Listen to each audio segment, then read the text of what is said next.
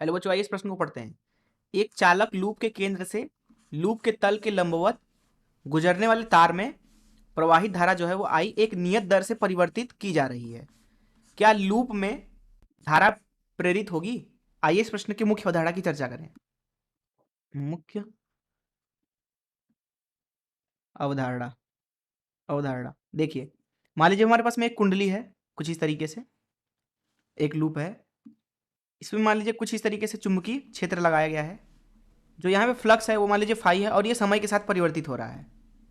तो इस कुंडली के अंदर जो विभव प्रेरित होता है उसका मान दिया जाता है ऋण डी फाई भागे डी टी के, अर्थात फ्लक्स के परिवर्तन की दर उसमें उत्पन्न प्रेरित विभव है।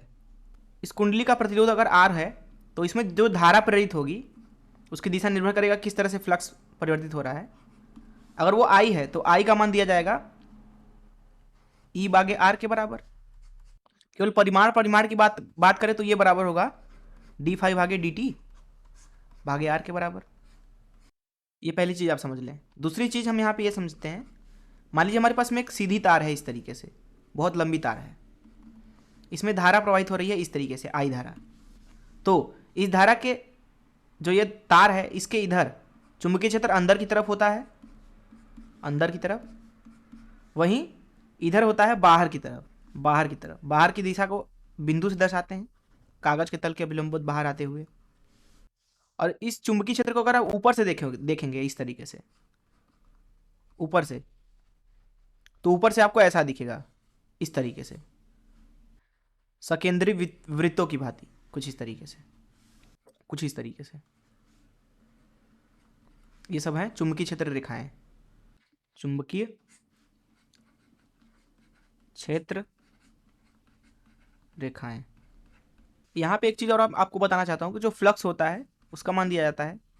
मान लीजिए यहाँ पे जो पूरा कुंडली है उस पूरे कुंडली में चुंबकीय क्षेत्र जो है वो बी सदिश है, नियत है मान लीजिए। तो इसका मान होगा बी सदिश डॉट ए सदिश। ए सदिश है इसका क्षेत्रफल सदिश। तो फ्लक्स का मान लिखेंगे यहाँ पे बी का परिमाण, ए का परिमाण, कॉस थीटा। थीटा है कोण चुंबकीय क्षेत्र और क्षेत्रफल के बीच। तो इन मुख्य धारा, चलिए प्रश्न को हल करते हैं। यहाँ पे अवस्था मैंने बना रखा है।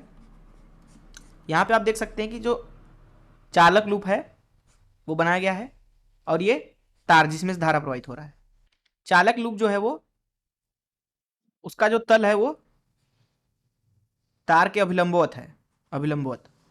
तो यहाँ पे चुंबकीय क्षेत्र बनाएंगे, कुछ इस तरीके से होगा चुंबकीय क्षेत्र, कुछ इस तरीके से, कुछ इस तरीके से, इस तरीके से जाता हुआ। चालक लूप का जो क्षेत्रफल सदिश होगा वो ऊपर की दिशा में होगा, मान लेते हैं ए सदिश।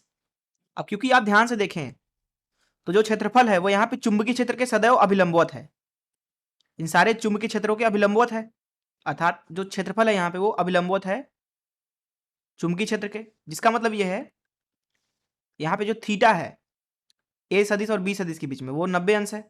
अतः जो फ्लक्स होगा उसका मान हो जाएगा 0 के बराबर। इस वाले सूत्र से थीटा का मान 0 डालोगे तो कॉस 90 0 होता है। अब चालक लूप से गुजरने वाला कुल फ्लक्स 0 है। प्रश्न में बोला जा रहा है कि जो आई धारा है उसको नियत दर से परिवर्तित किया जा रहा है। तो क्या चालक लूप में विभव प्रेरित होगा?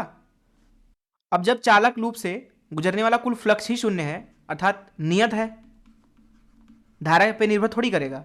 धारा आप कुछ भी परिवर्तित करो, क्षेत्रफल के सदैव ये अभिलंबवत है, इसलिए फ्लक्स सदैव 0 है। अब फ्लक्स सदैव 0 है तो डी फाई भागे डी टी भी सदैव 0 है। जिसका मतलब है कि जो यहाँ पे विभव प्रेरित होगा वो 0 होगा, यहाँ पे कोई विभव प्रेरित होगा ही नहीं चालक लूप के अंदर।